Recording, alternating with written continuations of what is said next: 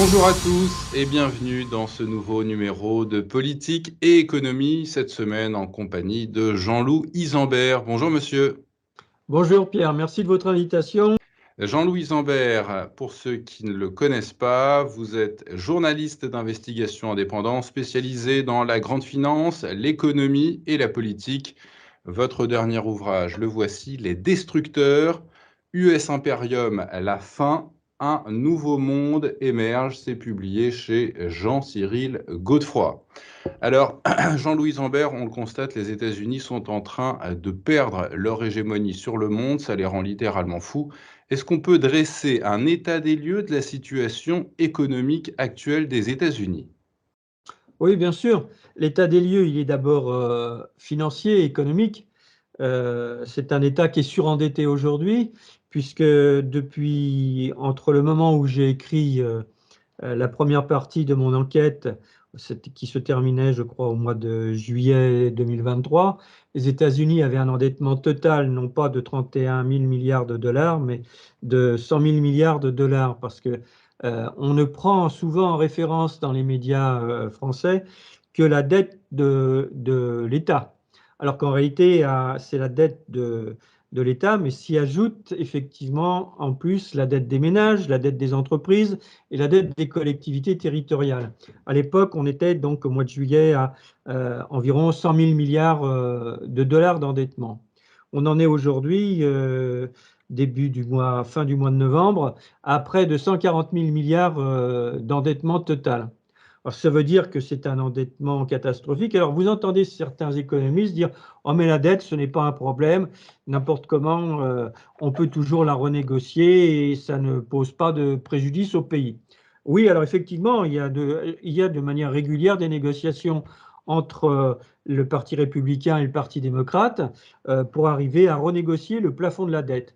C'est-à-dire que, en gros, on négocie, c'est une sorte de marchandage, et on donne l'accord au gouvernement pour qu'effectivement, il puisse continuer de payer les salaires de l'ensemble des fonctionnaires et que l'État puisse continuer d'exister, en gros. Et en réalité, on reporte, donc on augmente le plafond, mais la dette continue toujours de courir. C'est-à-dire qu'elle s'alourdit de report en report, la dette continue de s'alourdir, c'est-à-dire que le pays est de plus en plus endetté. Et il s'endette là avec l'administration Biden d'autant plus rapidement qu'il y a eu des investissements énormes qui ont été faits, non pas au profit des États-Unis, mais au profit de la grande finance anglo-saxonne, principalement états-unienne, avec notamment le budget de l'armée, où on est à un budget officieux qui tourne autour de 1000 milliards de dollars quand même, plus les dépenses qui ont été faites pour la guerre en Ukraine, auxquelles s'ajoutent les répercussions des sanctions qui ont été prises contre la Fédération de Russie et qui se retournent aujourd'hui contre les pays sanctionneurs. Donc tout ça, ça fait déjà un ensemble sur le plan financier, une situation d'équilibre qu'on peut qualifier au moins d'instable.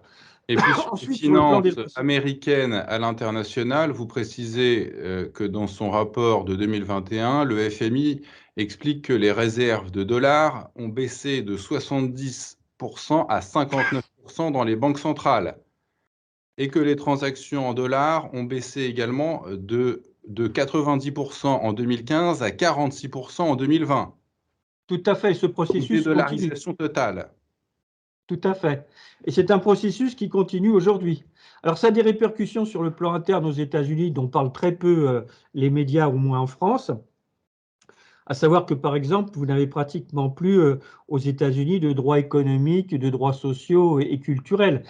Déjà, il faut savoir que, comme je l'explique, en 1966, le pacte international relatif aux droits économiques, sociaux et culturels de l'Organisation des États-Unis avait été signé à l'époque par, je crois, 171 États sur 193.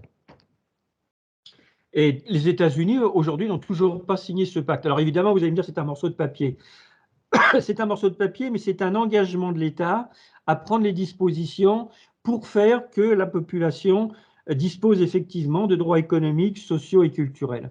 Et qu'est-ce que l'on constate aujourd'hui? C'est qu'il y a une accumulation des richesses, mais de manière éhontée, à un pôle de la société, et pour la très grande majorité de la population, ce sont des difficultés qui s'accroissent, mais dans tous les domaines, je veux dire, qui s'accroissent sur les questions de la justice, sur les questions d'accès à l'école, à l'éducation, sur un tas de domaines, sur la simple question alimentaire. Voilà un pays qui est un pays quand même ultra moderne, qui s'est développé pendant des années, et vous avez aujourd'hui des dizaines de millions de citoyens qui survivent avec l'aide alimentaire. Oui, On en est 37 à... millions en 2019. Voilà, c'est ça. Donc ça, c'est une situation catastrophique. La justice, quand vous allez en justice, même si vous êtes dans votre droit, vous devez payer une caution pour être libéré dans l'attente d'être jugé. Mais vous avez une majorité de citoyens qui ne peuvent pas payer cette caution et qui se retrouvent en prison dans l'attente de pouvoir être jugés, alors que dans la majorité des cas, ils sont souvent innocents. Et on peut, depuis quelque temps, voir des vidéos sur les réseaux sociaux de scènes délirantes dans les rues de certaines grandes villes américaines où on voit des gens à l'état de zombies déambuler dans les rues, notamment avec la montée en puissance de ces nouvelles drogues, les opiacés, vendus par des laboratoires qui ont pignon sur rue. Est-ce que vous pouvez nous expliquer, Jean-Louis Zambert, comment les États-Unis ont construit leur domination sur le monde? Et vous d'ailleurs citez Ralph Peters, qui est un ancien lieutenant-colonel et qui s'exprimait déjà en 97 en disant des choses assez curieuses. Oui, Ralph Peters était un, un membre du club qui s'appelait pour le nouveau siècle américain, c'est-à-dire qui réunit les milieux, qui réunit toutes les milieux impérialistes de Washington, parce qu'il n'y a pas que des impérialistes, mais ce sont eux qui sont au pouvoir maintenant depuis de nombreuses décennies, et qui expliquent très franchement, très carrément, que pour assurer une économie ouverte aux sociétés transnationales, il faut employer tous les moyens, et il le dit texto, commettre un bon paquet de massacres. Nous aurons besoin de commettre un bon paquet de massacres pour parvenir, et c'est ce qui se passe en Ukraine, c'est ce qui s'est passé contre la Fédération de Yougoslavie, c'est ce qui s'est passé contre l'Irak, c'est ce qui s'est passé contre la Libye, où M. Trump a lui-même reconnu quel intérêt à faire la guerre à Libye si ce n'est pas pour prendre le pétrole.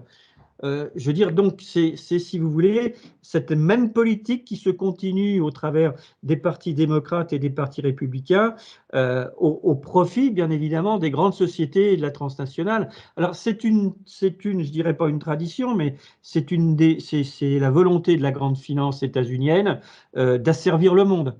Il faut savoir, et je travaille là-dessus sur une autre enquête, et j'espère faire paraître sur l'Europe, sur l'Union européenne, à l'occasion vers le mois d'avril, mai prochain, 2024, je pense.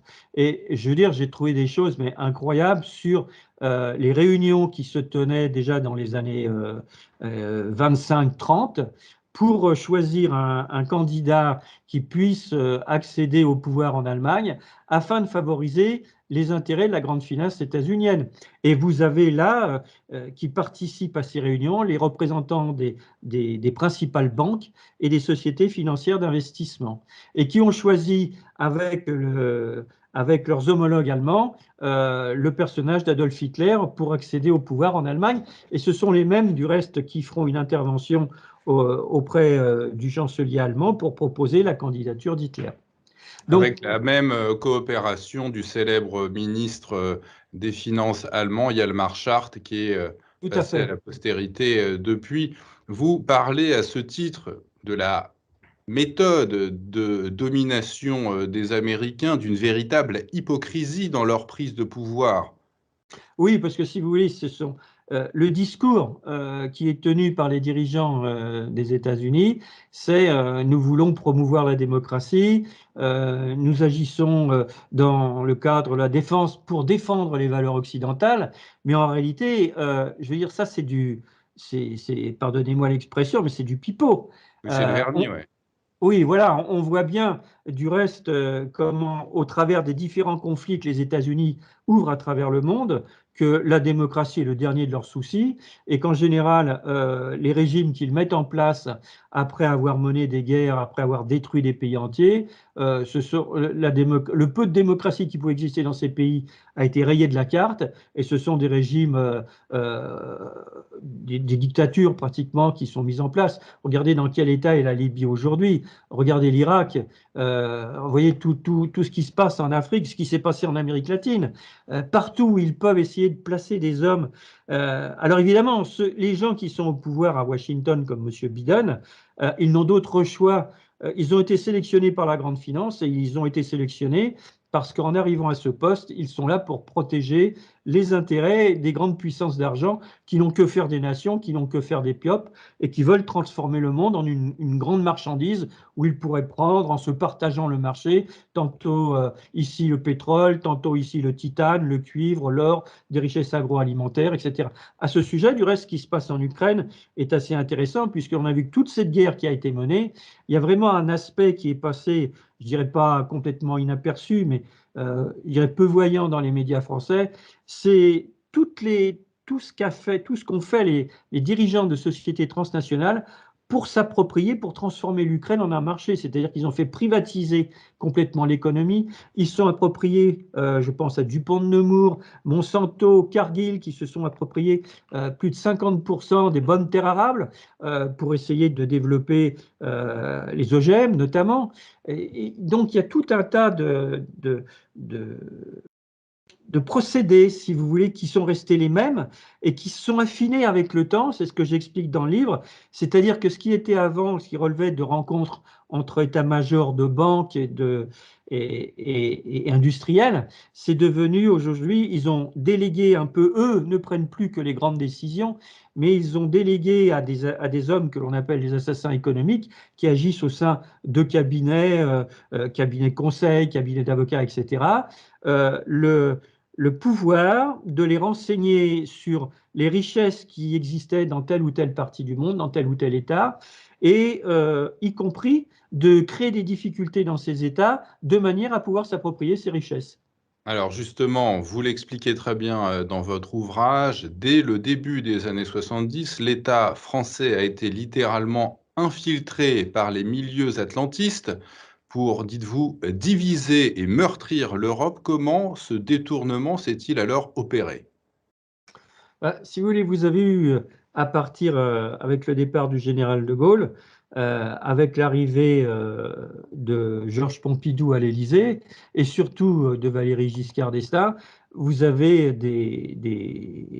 un tas d'hommes atlantites, c'est-à-dire acquis à l'hégémonie des États-Unis, pour qui les États-Unis sont un modèle unique et en dehors de la politique intérieure et étrangère des États-Unis, il n'y a pas de salut. Hein. C'est comme ça que ces gens raisonnent. Il faut bien voir qu'à Washington, dans ces milieux impérialistes, le mental de ces gens, moi j'ai eu accès à des documents, et je veux dire, les États-Unis ne peuvent pas exister autrement qu'en exerçant leur hégémonie sur l'ensemble du monde, quelles que soient les conséquences, y compris pour les citoyens des États-Unis du reste. Hein. C'est vraiment, il nous faut imposer cette loi. On l'a vu dans les tractations qu'ils ont faites à la fin de la Première Guerre mondiale avec déjà les autorités, leurs homologues allemands et anglais.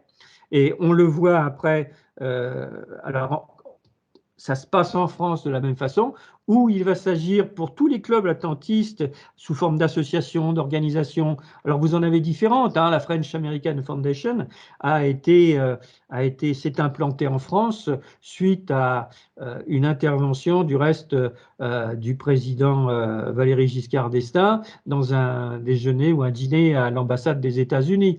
Et vous avez un tas d'associations et de cercles comme ça dans lesquels vous retrouvez des banquiers, des capitaines d'industrie, des avocats d'affaires qui se chargent, si vous voulez, de détecter les gens qui peuvent servir les intérêts de la grande finance au départ, qui sont déjà un peu dans le moule, mais qui sont acquis à cette idée que sans les États-Unis, le monde n'existerait pas, en gros, que les États-Unis, c'est la démocratie, c'est la modernité, et il s'agit ensuite, une fois que ces individus sont sélectionnés, au travers de voyages, de conférences, de rencontres entre les milieux français, les milieux d'affaires aux États-Unis et d'autres, de promouvoir leur parcours au sein de l'appareil d'État. On C'est-à-dire, entendait récemment dans les médias Jacques Attali nous dire que le chef de l'État ne l'intéressait pas du tout parce qu'en réalité, comme il dit, le pouvoir n'est pas entre ses mains, il est ailleurs. Donc oui, tout on à fait. comprend avec ce que vous venez de nous dire où se place exactement le pouvoir. Depuis le début des années 90, depuis les débuts des années 90, excusez-moi, vous dites que les États-Unis redoutent de voir se construire ce que vous appelez l'Europe réelle. Alors, qu'est-ce que vous entendez avec cette expression? Bah, ce que j'appelle l'Europe réelle, moi, c'est le continent européen, c'est-à-dire pour moi, ça va du détroit de Bering en passant par la Russie jusqu'à la mer d'Irlande. L'Union européenne, c'est quoi? Ce sont 27 États qui représentent plus ou moins 447-450 millions d'habitants sur 4,3 millions de kilomètres carrés. Et l'Europe réelle, de tous les peuples d'Europe, c'est quand même 57 pays avec une population de près de 840 millions d'habitants sur près de 32 millions de kilomètres carrés.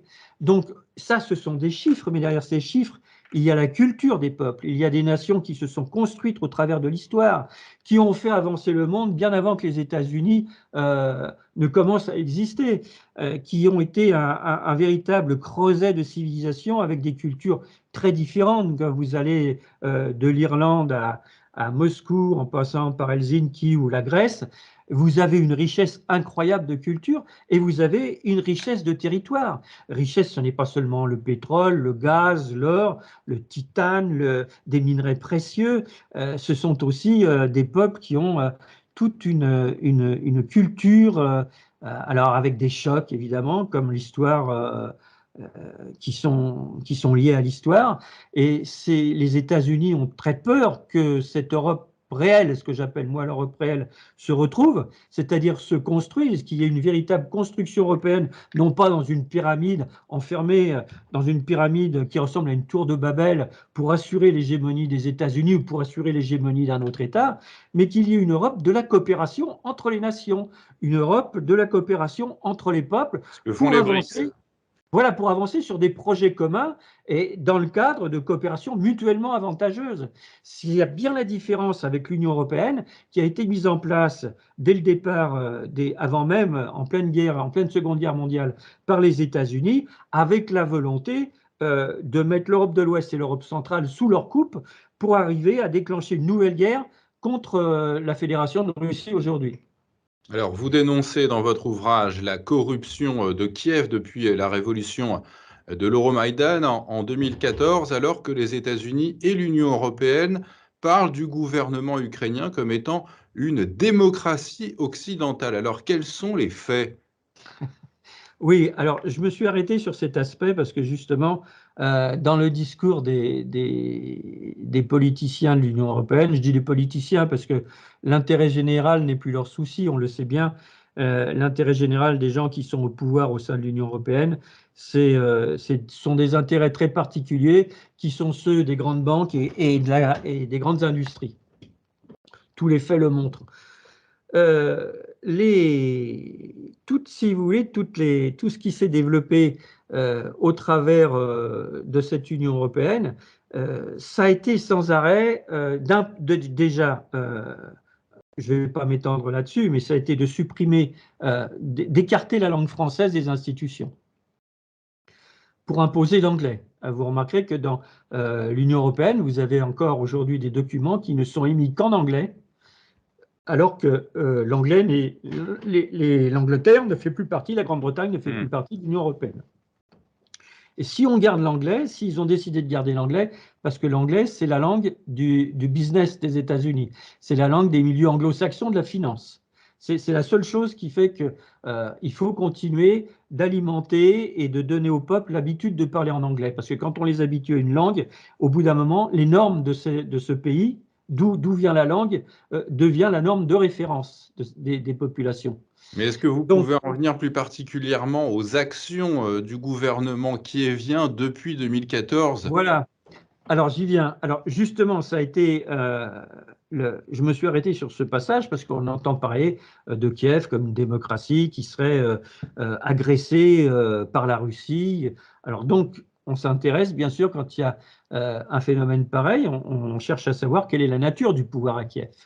Alors déjà, on constate que ce pouvoir, il a été instauré par des élections truquées, par un véritable coup d'État. Comme je le rappelle dans le livre, il y a des documents aujourd'hui de la CIA qui commencent à sortir, qui ont été mis à jour, et l'on s'aperçoit que depuis les années 30, les États-Unis n'ont eu de cesse d'intervenir et de s'ingérer dans les affaires de l'Ukraine, y compris avec le soutien parfois des Anglais, des Allemands, pour essayer de déstabiliser l'Ukraine, quel que soit le régime qui soit en place en Ukraine, pour en faire une plateforme contre la Fédération de Russie. Ça, c'était un objectif que poursuivent les États-Unis depuis les années 30. Vous avez vu, je donne les noms de rapports, je n'ai pas pu rentrer dans tous les détails parce que c'est des rapports, c'est des milliers de pages, mais je donne les noms d'opérations successives qui ont été conduites par les États-Unis contre l'Ukraine. Alors, quelle est la nature de ce pouvoir? Démocratie, refus du suffrage universel. Démocratie, les pays, les partis politiques, y compris les partis de droite, qui demandent à ce qu'il y ait des négociations de paix avec la Fédération de Russie, sont interdits. Ils sont, vous avez des députés qui ont été carrément assassinés dans la rue. Démocratie, les médias qui ne tiennent pas le discours gouvernemental sont interdits, y compris des médias de droite qui ont été fermés parce qu'ils critiquaient la politique du gouvernement de Kiev et de Zelensky. Démocratie, alors que vous avez des églises qui sont fermées, qui sont brûlées, comme l'ont fait les nazis pendant la guerre, pour interdire la pratique de la religion orthodoxe qui dépendait de la religion de Moscou, quoi. Et puis démocratie, enfin là c'est très grave parce que là c'est un génocide auquel participe l'Union européenne et notamment les dirigeants français. Je rappelle quand même le propos de Madame la Première ministre Elisabeth Borne qui a dit « Nous serons jusqu'au bout avec les Ukrainiens ». Je rappelle quand même que le génocide, c'est quelque chose qui est bien défini dans le droit international, et c'est le fait de porter atteinte d'une manière ou d'une autre à une personne en raison de son appartenance ethnique, de sa langue, etc. Tous les citoyens ukrainiens qui parlaient couramment le russe, qui s'exprimaient en russe, qui lisaient en russe, ont été soit assassinés, soit ont fait l'objet depuis 2014, de 2014 à 2022, pendant 8 années, 8 longues années, ils ont été assassinés, tués. Il y a eu tous ces commandos de groupes paramilitaires, y compris, qui ont été recrutés, qui ont été envoyés avec des groupes néo-nazis pour essayer d'imposer, de reprendre. En réalité, il ne s'agissait pas de reprendre du pays, des territoires perdus de l'Est de l'Ukraine, il s'agissait de décimer la population qui s'opposait au régime. C'est ça le fond du problème. Et ça s'appelle un génocide. Et aujourd'hui, la France, président Macron en tête, c'est ce que j'écris dans le livre, il enterre quand même les près de 20 000 morts, 20 000 Ukrainiens qui ont été assassinés entre 2014 et 2022 par ces groupes et par l'armée ukrainienne. Alors ça, si le président français est un démocrate, il aurait commencé déjà pour dire stop, ça suffit. Il y a les accords de Minsk 1 et Minsk 2 qui ont été signés entre les parties. Nous avons, nous, dirigeants français, avec les dirigeants allemands, la responsabilité de faire respecter les accords qui ont été signés. Parce que alors, si les accords ne servent à rien, il faut le dire tout de suite. Qu'est-ce qui a été fait justement, puisque l'Allemagne et la France étaient les pays garants du respect Voilà. de ces accords? Qu'ont-ils fait pour que ces accords soient en effet respectés? Ce qu'ils ont fait, ils ont fourni des armes. Ça veut dire qu'ils ont non seulement admis que les accords n'étaient pas respectés, ils ont refusé toute démarche diplomatique pour contraindre Kiev à respecter les accords qui avaient été signés, les accords de Minsk. Mais en plus de ça, quand l'ancien président Poroshenko s'est vanté en disant n'importe comment, pour nous, les accords de Minsk, c'était juste un moyen de gagner du temps, le temps de nous réarmer pour pouvoir affronter la Russie. Hein, je cite de mémoire. et Zelensky qui est venu après, qui est une marionnette entre les mains des États-Unis, je veux dire, il a poursuivi et puis bon, il y a un aspect psychiatrique dans son comportement. Même les États-Unis aujourd'hui ne savent plus comment se débarrasser de lui, je veux dire. Mais c'est dramatique parce que vous avez un pays qui a été mis à feu et à sang. Et vous avez encore aujourd'hui des gens qui sont poursuivis parce qu'ils parlent russe, parce qu'ils veulent lire russe, parce qu'ils veulent s'exprimer en russe. Ils sont menacés de prison, ils sont assassinés. Et puis vous avez aussi ce qui a été mis en place. On voit bien la volonté des États-Unis, du reste, de créer la guerre au sein de l'Europe.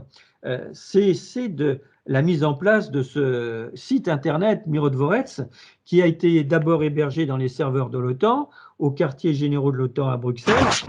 Il fonctionne sous la responsabilité de fonctionnaires des renseignements ukrainiens, des services de renseignement ukrainiens, et où l'on dénonce, ce site dénonçait carrément à la vindicte, donnait les noms de personnes qui étaient considérées comme ennemis pour l'Ukraine, mais en réalité dangereux pour le régime. Alors vous avez des acteurs de cinéma des États-Unis qui ont pris, par exemple, position contre la guerre. Vous avez Marine Le Pen, Jean-Luc Mélenchon, vous avez des députés, Thierry euh, Mariani, voilà, Thierry Mariani Éric et d'autres. Dédessé.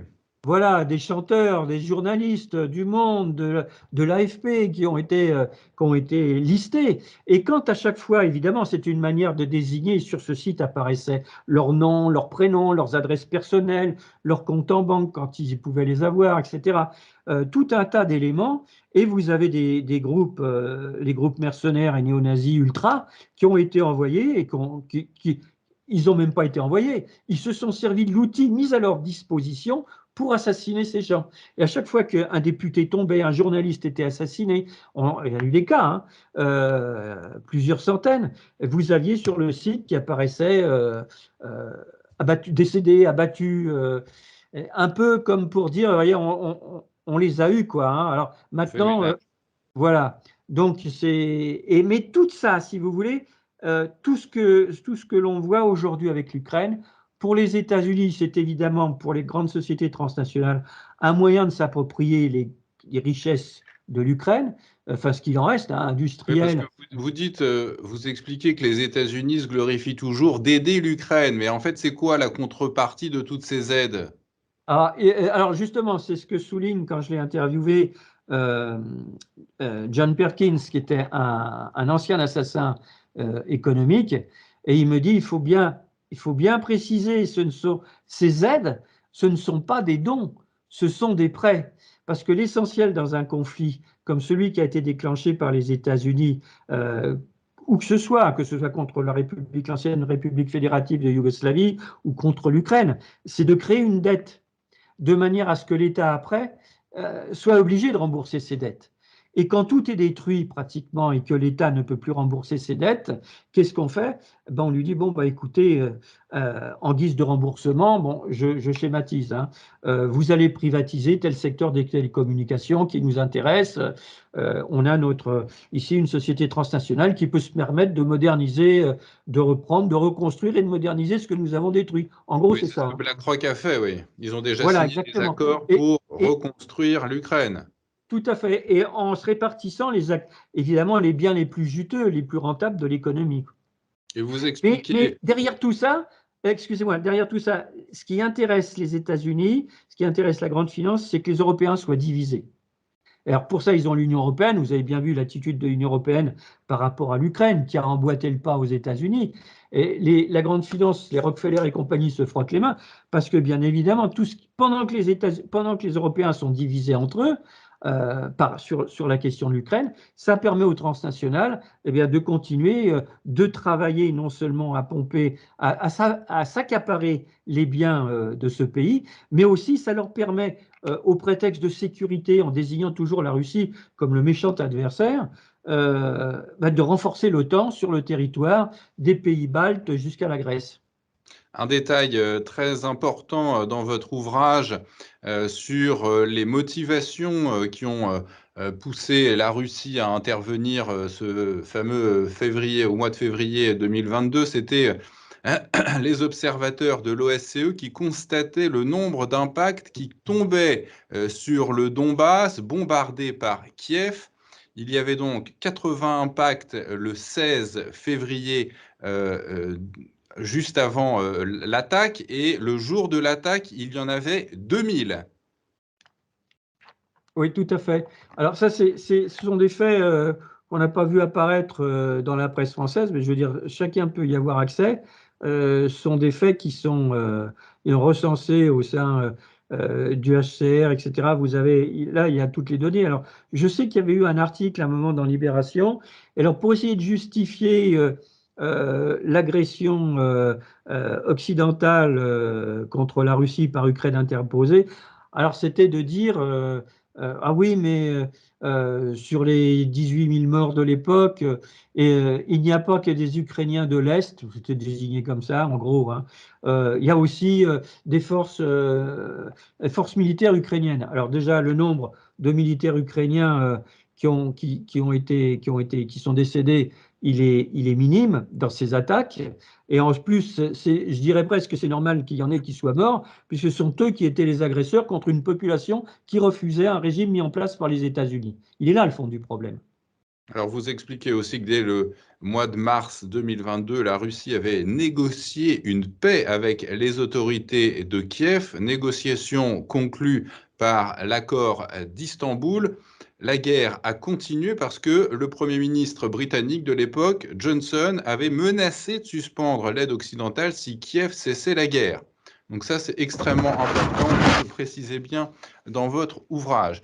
L'appropriation des richesses, Jean-Loup Isambert, des pays par les États-Unis n'est pas un phénomène nouveau. Comment s'organise le rapt de ceux que vous appelez, vous l'évoquiez tout à l'heure, les assassins économiques ou les chacals, vous les appelez aussi?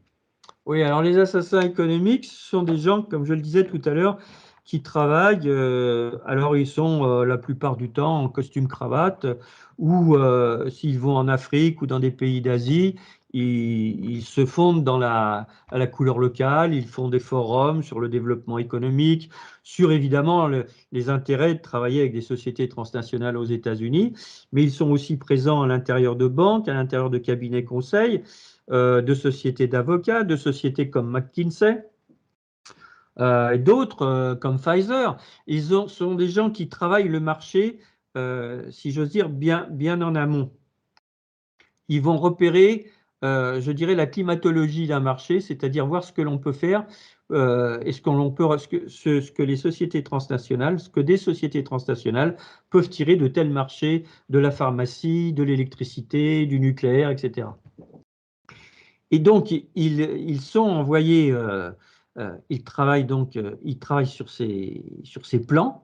Ces plans sont soumis après aux directions, donc aux états-majors de ces sociétés, et qui décident, par exemple, de s'approprier, on va dire, les richesses, le pétrole de l'Irak, de s'approprier d'autres richesses. Donc, c'est bien les dirigeants de ces grandes entreprises transnationales qui donnent l'ordre à Tout à des fait. gouvernements républicains ou démocrates, peu importe, d'agir dans les pays tiers. Exactement, tout à fait. Alors, mais ça va très loin. Par exemple, ce sont eux qui ont travaillé à déstabiliser financièrement la Grèce. Et après avoir déstabilisé, le cas de la Grèce, c'est un cas intéressant. Ils ont déstabilisé financièrement la Grèce, ils ont surendetté la Grèce. Goldman Et après, Sachs. et vous avez l'Union européenne après qui intervient en disant on va sauver la Grèce, etc. Mais qui sauve la Grèce? Les contribuables européens. Et qui profite de cette situation de surendettement? Les sociétés transnationales, Goldman Sachs et compagnie aux États-Unis. Et Alors, ces grandes sociétés transnationales sont également, vous l'expliquez dans votre ouvrage, aidées par le FMI et la Banque mondiale, qui oui, vont dans leur sens. voilà, qui sont un peu je dirais, des outils qui sont là pour soutenir leur démarche, pour les accompagner, quoi. Et puis je dirais, pour réglementer l'accaparement des richesses. Alors, Sous couvert, tout ça, de reconstruction, ouais. bien sûr. Vous l'évoquiez un petit peu tout à l'heure, le cabinet de conseil américain McKinsey, parmi ces acteurs de la criminalité financière, c'est un mot très lourd. La Macronie, on le sait, a versé plus d'1 milliard à McKinsey, 1 milliard d'euros rien qu'en 2021. Pourquoi aller jusqu'à parler de criminalité? Je parle de criminalité financière parce que vous avez deux sociétés qui sont très présentes actuellement sur le versant ouest et central de l'Europe. C'est McKinsey et Pfizer. Alors, je parle de criminalité, pourquoi? Parce qu'il faut savoir quand même que la société Pfizer a été condamnée entre 2000 et 2023 à plus de 10 milliards, je dis bien 10, ça doit être près de 11 milliards, 10 milliards 84, 940 millions et quelques de pénalités dans des affaires très graves, tromperie, trucage de marché, pots de vin, sur des marchés de la pharmacie quand même, hein. Et ils ont été obligés de négocier aux États-Unis. Je veux dire, c'est des amendes qui portent sur des centaines de millions de dollars. On est dans le domaine de la criminalité financière. McKinsey est un petit joueur à côté de Pfizer, parce que je crois qu'avec depuis 2014, McKinsey et ses filiales en sont, si je me fie au site de Violation Tracker aux États-Unis, qui surveille l'éthique des sociétés, ils en sont à 647 millions de dollars de pénalités également. Aussi pour vous avez vu, je donne des exemples du reste dans le livre, de marchés sur lesquels McKinsey a été impliqué dans des affaires qui ne relèvent pas de l'erreur comptable, je veux dire. Et où vous trouvez, par exemple, l'UBS, excellente compagnie suisse d'aviation, qui était réputée pour sa qualité, comme par hasard, il va être mal conseillé par McKinsey. Et ce mauvais conseil va la conduire à déposer le bilan. Moi, je Rappelons trouve que d'ailleurs que la branche française de McKinsey est basée au Delaware, l'État américain connu comme étant un paradis fiscal, d'ailleurs, État d'où est issu le président Biden, donc pas d'impôt de McKinsey en France. Et vous évoquez aussi les portes tournantes, ce passage permanent du personnel entre ces officines privées et l'État qui permet une réelle atteinte aux intérêts supérieurs des nations. oui, tout à fait. Vous avez là-dessus un rapport très important qui a été fait par le Sénat français, dont on n'entend plus parler aujourd'hui. C'est regrettable du reste parce qu'il y avait eu une commission d'enquête du Sénat avec une sénatrice communiste, je crois, et un sénateur euh, de l'UMP, et qui avait fait un très gros travail sur justement l'influence des cabinets anglo-saxons sur le fonctionnement de l'État, jusqu'à orienter ses décisions politiques. Et c'est vraiment un rapport important. Et alors, la pratique vient encore essentiellement du monde anglo-saxon, principalement des États-Unis, où vous avez, c'est ce que m'explique John Perkins quand j'en discute avec lui, quand je l'interviewe, dans la deuxième interview, et il me dit, mais c'est au point où il y a un tel passage des gens qui viennent de l'État au secteur privé ou du secteur privé à l'État qu'on ne sait plus trop quand ils sont au niveau de l'État, s'ils travaillent pour l'État ou s'ils travaillent pour le secteur privé. Et Vous vous avez évoquez ce pour la phénomène. deuxième fois, excusez-moi Jean-Louis Ambert, ce John Perkins que vous évoquez souvent dans votre ouvrage. Est-ce que vous pouvez nous le présenter en 2 mots? C'est très important. Ouais, c'est quelqu'un de remarquable qui a été très courageux. Il a travaillé pendant près de 15 années comme assassin économique. Il a été recruté dans les années 70 par le groupe Betchel. Il a été recruté en réalité par un agent de la NSA, National Security Agency. Et John était recruté donc pour travailler pour le groupe Betchel. Et il travaillait lui au départ principalement sur l'Amérique centrale et l'Amérique du Sud. Et l'un de ses premiers travaux, et il s'en est aperçu après, parce qu'on lui disait de partir. Lui, il allait tranquillement, il pensait qu'il s'agissait de trouver des marchés pour des firmes des États-Unis. Mais en réalité, c'était bien autre chose qui est venu après, où il a été en contact avec des gens du renseignement qui sont carrément présents à l'intérieur de ces groupes et qui lui disaient, mais John, tu comprends bien que si on veut ce marché, il faut qu'on liquide tel aspect, il faut provoquer un trouble financier, si on veut s'accaparer ce marché. Et il a continué pour voir jusqu'où ça pouvait aller. Et il a vu des choses catastrophiques. Et c'est évident qu'au bout d'un moment, il a dit, mais là, moi, je n'agis plus dans l'intérêt des États-Unis. Là, j'agis au profit de groupes financiers qui n'ont rien à faire de la situation des États-Unis, qui sont juste là. C'est un véritable pillage, comme il Hmm. me l'a dit. Et moi, je ne marche plus là-dedans. Et pour quitter le système, ça n'a pas été très facile. Il a été l'objet de menaces. Il est tombé un jour gravement malade. Il a été sauvé de justesse. Et il a donc publié un premier ouvrage et puis un second, justement sur son rôle d'assassin économique, et où il explique toutes les années qu'il a vécues. Et quand je l'interviewe, et il me dit du reste, mais quand je vois aujourd'hui ce qui se passe, moi, quand je travaillais là-dessus dans les années 75-80, c'était des faits qui pouvaient paraître qui étaient épisodiques.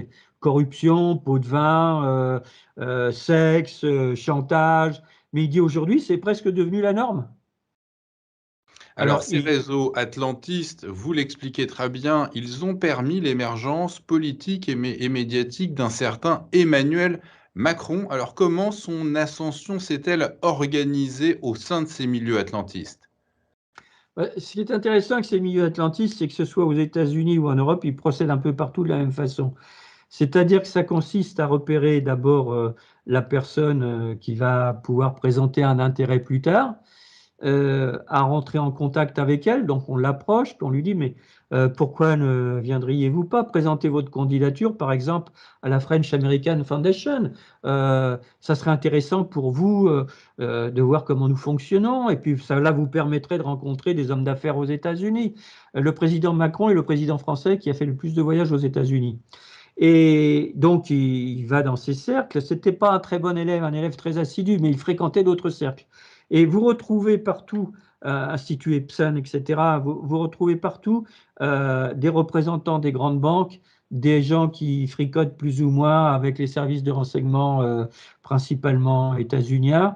Et puis, vous retrouvez aussi tous ces agents d'influence, lobbyistes de grandes sociétés transnationales, parce que qui peuvent aussi trouver des individus qui, plus tard, peuvent intéresser le groupe de lobbyistes pour lesquels ils travaillent. Donc, au départ, le président Macron a été, et puis en plus, il a été ainsi introduit par ses banquiers à la Rothschild. Entre Euh, 2008 et 2012? voilà, jeune inspecteur des finances, la Rothschild. Puis à la banque Rothschild, bon, il a fait un bon coup une fois, Oui, puisqu'il le a permis. rachat de la branche nutrition infantile de Pfizer par Nestlé. Voilà. Alors Au, après, il au nous dé- dit qu'il a que 1,5 million d'euros de capital, mais il aurait le contrat se montait à 10 milliards d'euros. oui, c'est ça. Et Jean-Pierre Chevalier nous a expliqué que selon les commissions que les agents Rothschild devaient percevoir, le chef de l'État n'avait certainement pas que 500 000 euros sur son compte en banque. Non, je pense pas. Non, je pense pas. Alors, ce qui serait intéressant, après, ce qu'il faut s'intéresser, c'est aux comptes offshore. Mais ils sont pas évidemment au nom du président Macron, hein. Là, il faut. Dans la mafia, ils ont trouvé un truc. Dans certaines organisations mafieuses, les comptes sont généralement ouverts au nom de jeunes filles de l'épouse de celui qui dirige le clan. Alors, pour revenir à ce parcours du président Macron après la Rothschild, c'est de l'introduire à l'Élysée. Alors évidemment, on ne va pas l'introduire comme ça. C'est pas un élu, c'est un énarque. Il a fait le parcours de la finance. Rothschild, il est recommandé à Rothschild. Il rentre à la Rothschild, il fait son parcours à la Rothschild, donc. Et puis après, on va l'introduire à l'Élysée. Parce que qu'est-ce qu'il a, le président Macron? Ça se passe bien. Il est en contact avec pas mal de lobbyistes, de gens de chez McKinsey déjà à l'époque, hein, dont un sera un des directeurs de McKinsey France. Donc il a de l'entre-gens, comme on dit, hein. Il sait exploiter les contacts, il sait les créer. Il va faire il va participer à la campagne, à l'établissement du programme politique de François Hollande. Et on va le retrouver donc au pôle économique et financier comme conseiller du président de la République. On peut considérer qu'à partir de ce moment-là, il est en place. Et à partir de ce moment-là, il va commencer à travailler. Il va être à l'origine de lois qui vont conduire à la privatisation de secteurs qui fonctionnaient bien. Du reste, parce que quand vous regardez ce qui est intéressant avec le recul du temps, 4 ou 5 ans plus tard, des secteurs publics qui fonctionnaient bien dans le secteur du transport ou autres, qui ont été privatisés, que vous voyez ce qu'il y a aujourd'hui, que ce soit dans le domaine du gaz, par exemple, ou dans le domaine du transport, entre Primagaz et puis Engie, où ça fonctionnait très bien avec Engie, et les secteurs qui ont été repris par Primagaz, aujourd'hui, c'est catastrophique. Je veux dire, hein, vous avez des clients qui sont plus clients de Primagaz depuis des années, qui continuent de recevoir des relances pour des factures qu'ils ne doivent pas. Ça vous donne une idée de l'organisation d'entreprise et du management. Et vous Et expliquez aussi très bien que pour la vente d'Alstom Energy au géant voilà, américain General Electric, là, l'entreprise Alstom était en parfaite santé financière, avait des commandes, avait un chiffre d'affaires tout à fait tout à fait. honorable, mais il est bien à l'origine de cette vente, de cette donation, dites-vous. Exactement. Alors, il a du reste commandé un rapport à l'époque qui a été plus ou moins secret pour savoir dans quelle mesure la vente pouvait s'opérer. C'est-à-dire que déjà, il travaillait dans l'optique, alors qu'il n'était pas président de la République, qu'il était avant même d'être ministre de l'économie du gouvernement Valls, il préparait la vente d'Alstom. Il a travaillé sur la vente d'Alstom à General Electric. Alors, ce qu'il faut savoir aussi, c'est ce que j'explique dans le livre, c'est que General Electric, c'est une curieuse entreprise. C'est une entreprise qui a été au bord du dépôt de bilan, qui a été sauvée par les subventions de l'État US, et puis alors avec une organisation d'entreprise qui laisse pour le moins désirer. Vous avez vu bon, toutes les différents scandales qu'il y a eu entre le harcèlement sexuel, harcèlement moral, des filiales qui ont été liquidées. Donc, une entreprise vraiment qui n'est pas. Vous êtes entrepreneur, vous vous intéressez à celui qui va vous racheter. On ne peut pas dire que la General Electric est vraiment une très belle carte de visite. Peu de médias en ont parlé en France à cette époque. Parce qu'évidemment, ce qui retient l'attention quand on travaille dans les médias, c'est qu'est-ce que c'est que cette opération, comment elle va se dérouler, etc. Mais ce qui est intéressant, c'est à qui va être vendue cette partie de ce morceau d'Alstom. Alors en plus, c'est pas n'importe quoi, c'est vraiment le cœur stratégique hein, d'Alstom. C'est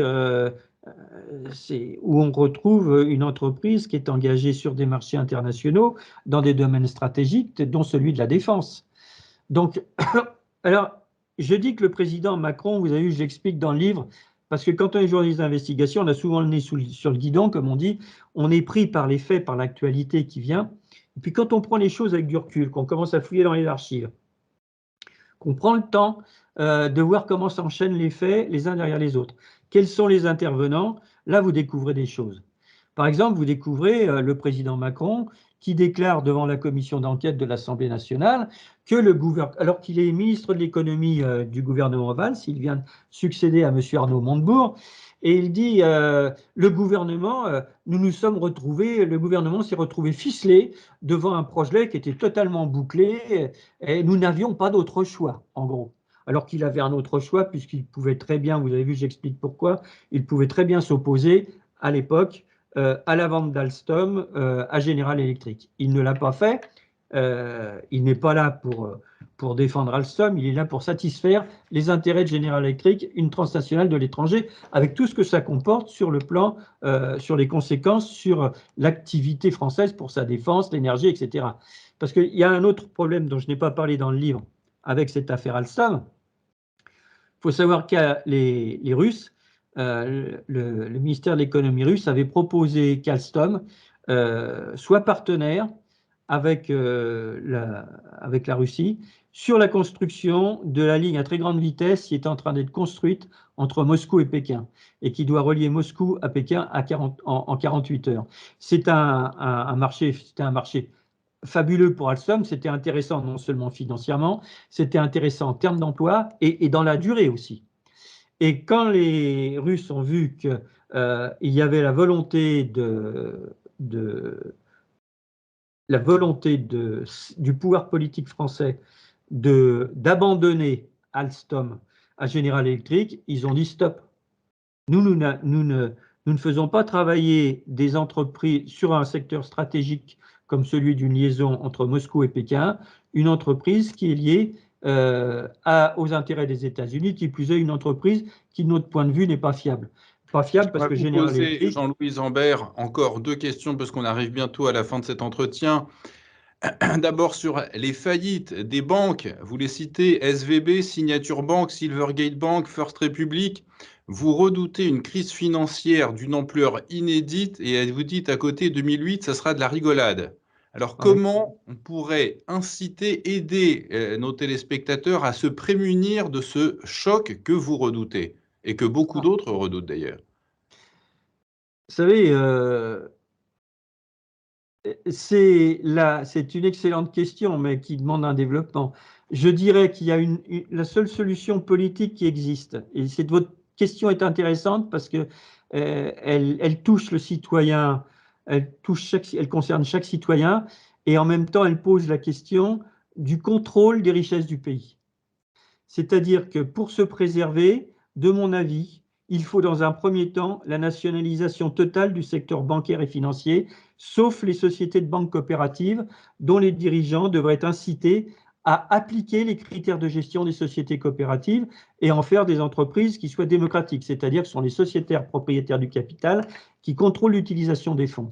Pour ce qui est des banques capitalistes ou des banques commerciales, si vous préférez, telles qu'elles sont définies dans le Code monétaire et financier, je pense qu'il faudrait repenser complètement le paysage bancaire, parce que vous avez aujourd'hui plusieurs intervenants bancaires, Société Générale, BNP, le Crédit Lyonnais, etc., qui font pratiquement les mêmes services, les mêmes propositions. Est-ce qu'on a besoin de tant de banques pour faire les mêmes services? Non, il y a ce qui concerne les banques d'affaires, les banques d'investissement, et il y a la banque particulier au service du développement, au service du particulier. Et c'est pour ça qu'au travers de votre question, vous allez voir que ça va très loin, parce que je pense que les gens qui proposent aujourd'hui de sortir de l'Union européenne sans proposer, dans un premier temps, je dis bien la nationalisation totale du secteur bancaire et financier, trompent les gens, ils trompent les Français. Parce qu'on peut sortir de l'Union européenne, mais si la grande finance garde les mains libres sur l'économie, euh, c'est comme si vous ne faisiez rien pratiquement. Bon, vous vous débarrassez du carcan de l'Union européenne, c'est une chose, mais la grande finance sera toujours bien présente pour essayer de rafler ce qu'elle a envie de rafler. Donc, à mon avis, l'idéal, dans une société, je dirais pas socialiste, mais dans une démocratie avancée, ça serait, dans un premier temps, pour empêcher la grande finance de déstabiliser l'État, de faire cette nationalisation totale du secteur bancaire et financier en sortant de l'Union européenne, et après, d'avoir trois secteurs bancaires, je dirais. C'est-à-dire un secteur bancaire privé, avec une grande banque privée ou deux grandes banques privées, un secteur public et un secteur coopératif.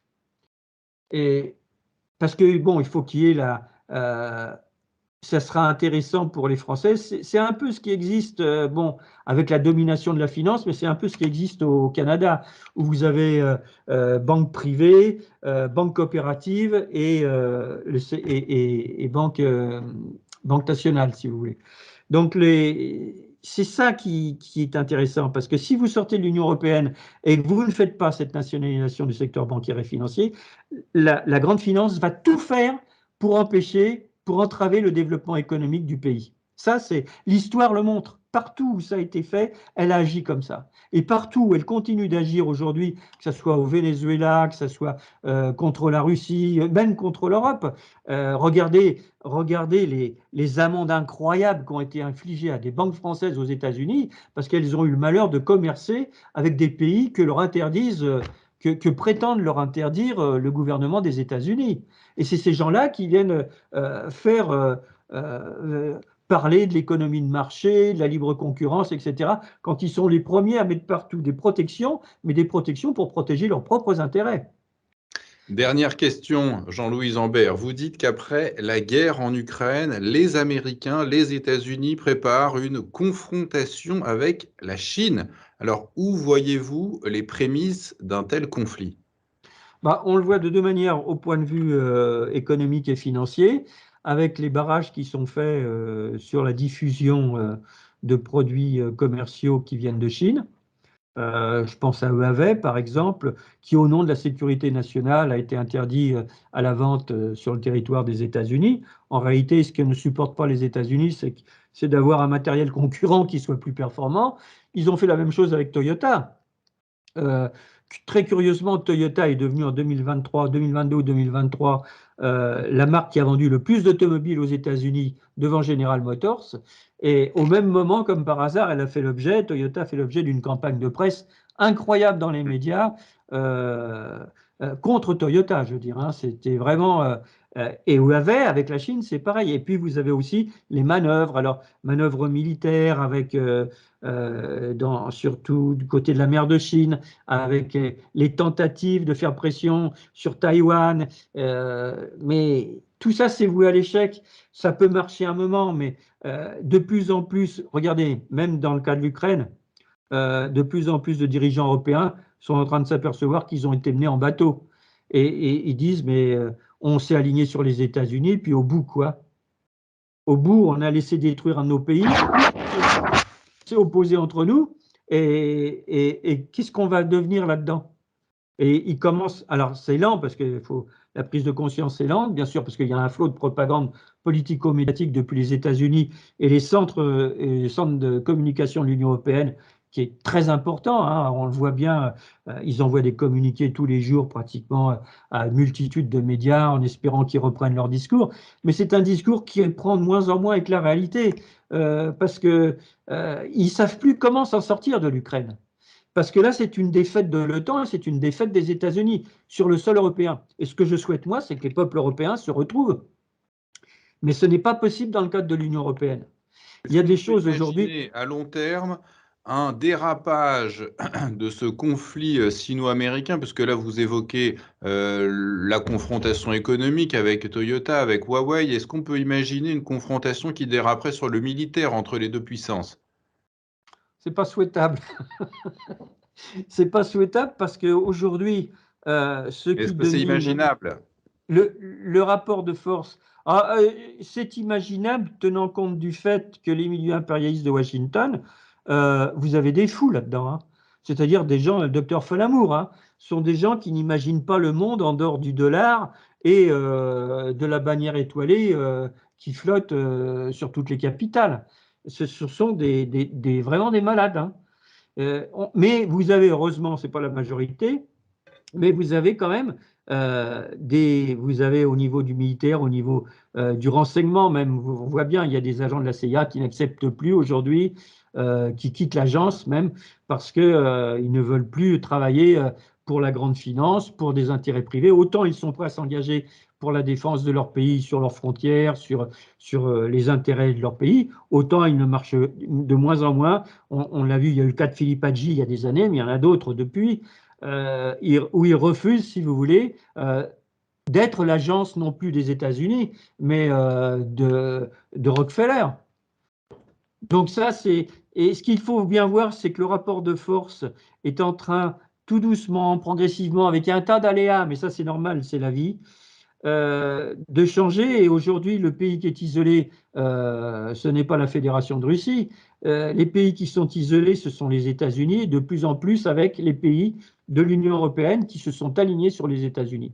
Et la Russie, de son côté, on parlait tout à l'heure de la ligne à très grande vitesse entre Moscou et Pékin, avec la volonté de la part de la Russie d'y associer Alstom. Bon, ça a été mis en échec, c'est une compagnie chinoise qui a pris la place. Et on voit bien que aujourd'hui, vous avez la Russie, la Chine, vous avez les BRICS, vous avez l'Union économique eurasiatique qui se met en place et qui se développe. Vous avez l'Organisation de coopération de sécurité, dite Organisation de Shanghai aussi, qui est née en 2000, qui s'est développée depuis. Vous avez des pays comme l'Arabie Saoudite aujourd'hui qui disent nous, le dollar, on n'en veut plus pour les échanges du pétrole. Nous négocions en monnaie locale notre commerce international.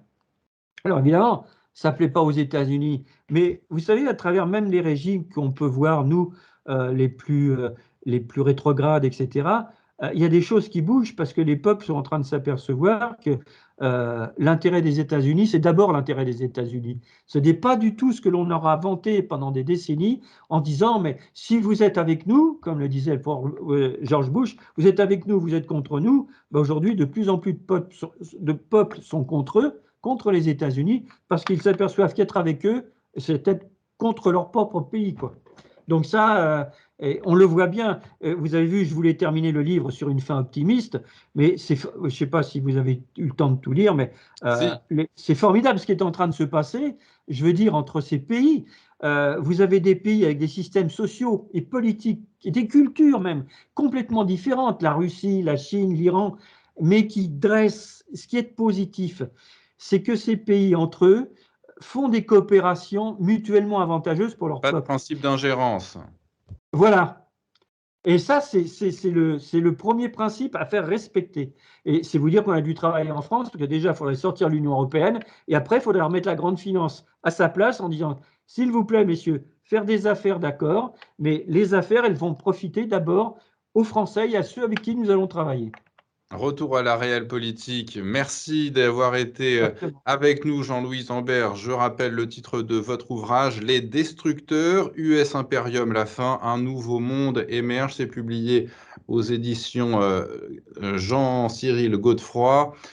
Quant à nous, merci, quant à vous, chers téléspectateurs, merci de nous avoir suivis.